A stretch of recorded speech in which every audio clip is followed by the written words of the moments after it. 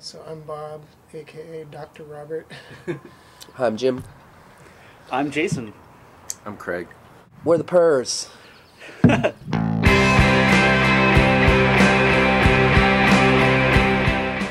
Hi there, I'm Mike Forts, and welcome back to Parlour to Parlour.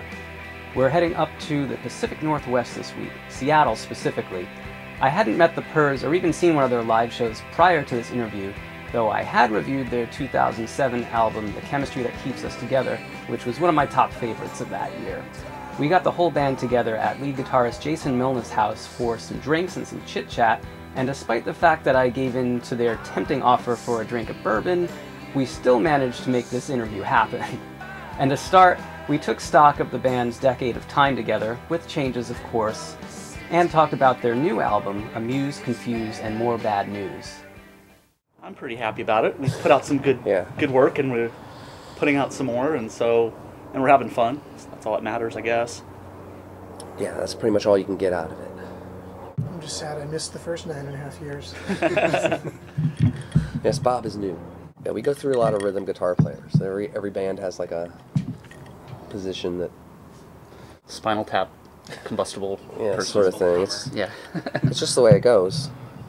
Being in a band, it requires sacrifice that people aren't willing to make for long periods of time because they want to go on with the rest of their lives.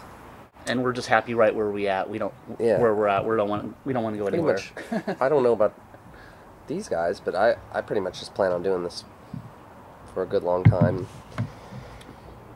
You know, I don't have kids, and I'm not going to have kids, and I don't have... These are my kids. We're all like... That's just the way... It's just my hobby, and that's how it goes.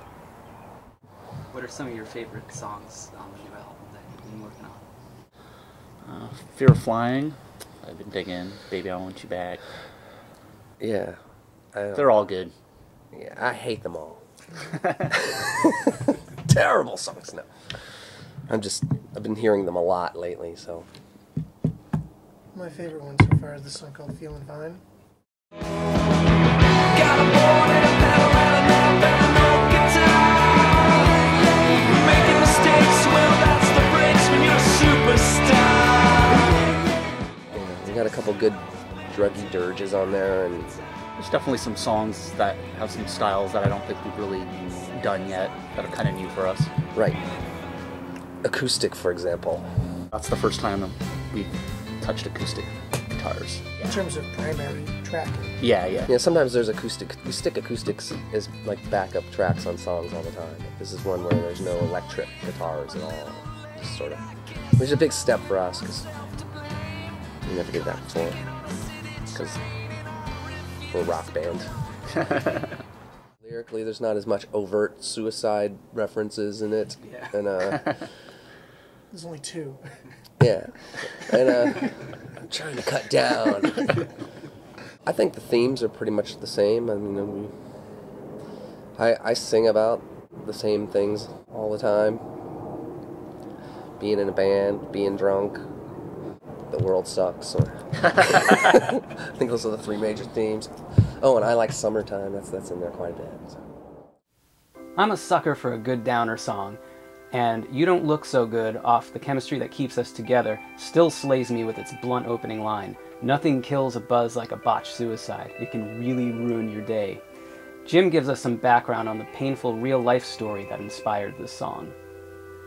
Now, I had a friend, and he used to like run lights for my old band back in Ohio.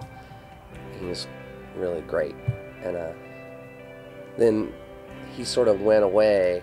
I don't know where. And then when I saw him at a show, was it like a Garbage concert or something? And then I'm looking around. You guys weren't there. Anyway, he looked fucking awful. He looked terrible, and I just felt like, wow, I'm totally looking at a dead guy here, because he was dead 2 weeks later. So it wasn't really botched, it actually...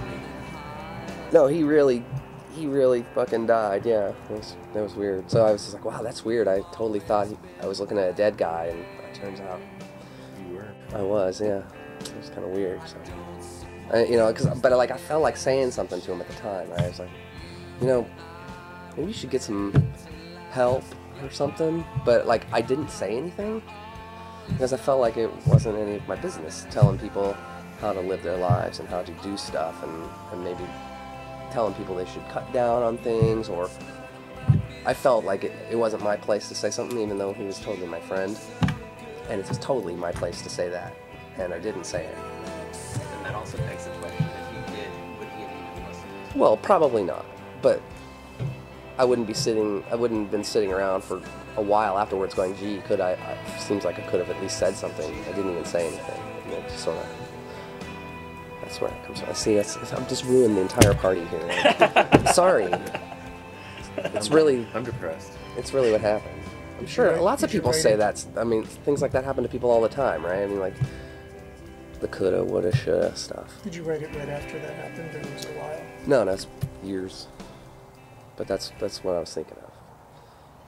Like some of the other artists in this series, the Purrs have been fortunate enough to have their songs featured either in TV shows, in this case Californication, or on respected radio stations like KEXP and Waxy. Despite the fact that it only earned them enough for a pizza, the band is still really grateful and humble about it all.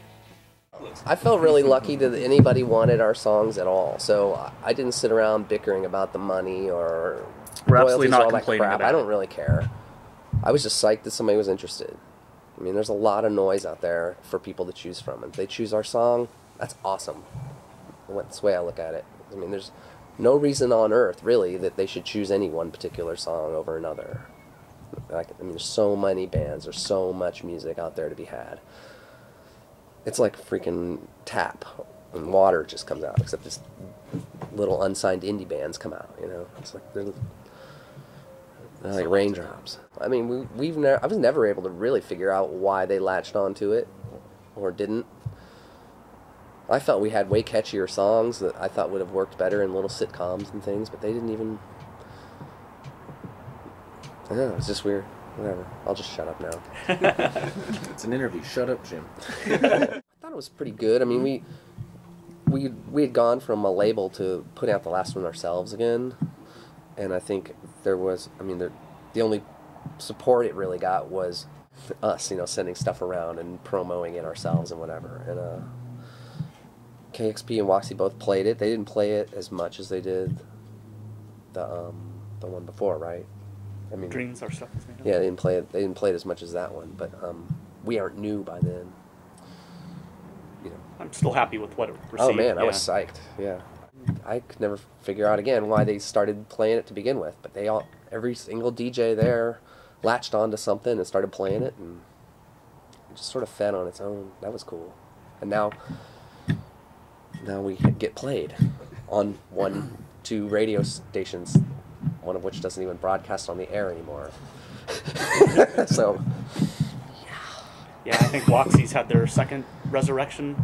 Yeah, they're like they're great. They were the big station in Ohio when I was growing up there, and they're only internet now.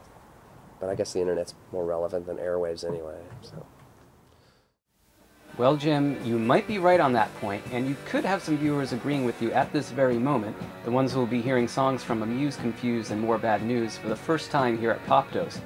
Check out the songs we included for download, as well as the colorful performance footage of my favorite song from the album, Fear of Flying. Thanks for hanging with us, and I'll see you next week when we head down to Portland to visit an old friend. Enjoy!